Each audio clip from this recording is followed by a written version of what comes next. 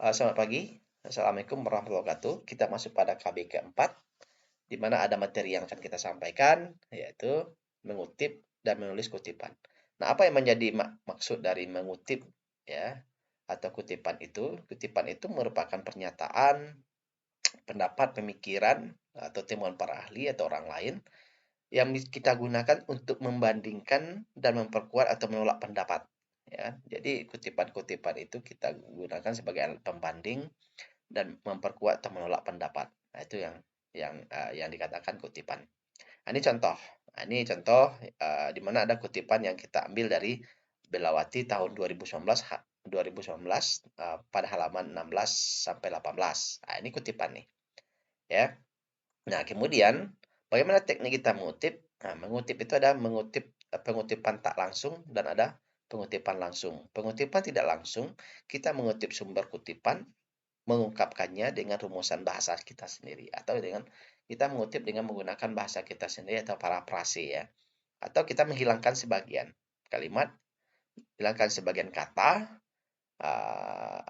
yang tidak penting, kita lakukan reduksi dari kutipan tersebut tapi dengan tidak menghilangkan maknanya. Itu dikatakan dengan parafrase. Berarti kita mengutip menggunakan bahasa kita sendiri ya, mengutip dengan cara apa?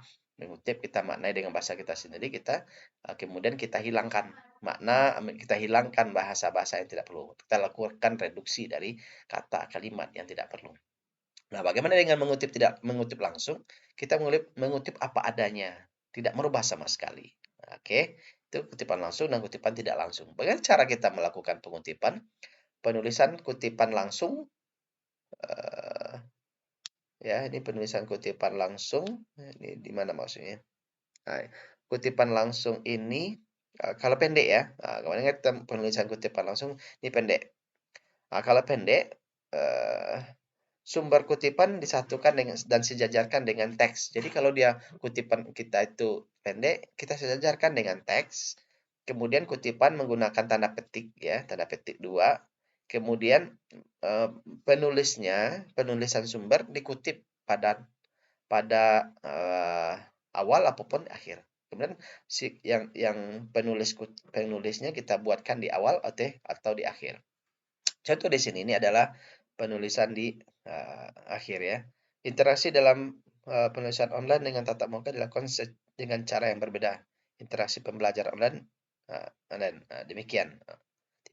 Ini pengawati titik dipengaruhi oleh jenis teknologi dan media pembelajaran yang digunakan. Ini adalah kutipan pendek ya, pakai tanda kutip. Ingat ya. Nah, kemudian penulisan kutipan langsung panjang. Kutipan ditulis secara terpisah dari teks. Kemudian penulisan di kutipan tersebut menyorot ke dalam. Nah, kalau kutipan langsung itu panjang, menyorot ke dalam. Kalau pendek, nah ini kan ini contohnya tadi. Uh, demikian Belawati tahun 2019 halaman 49. Titik kutipnya seperti mana? Dipengaruhi oleh jenis teknologi dan media pembelajaran yang digunakan. Nah, gitu ya. Di tanda kutip.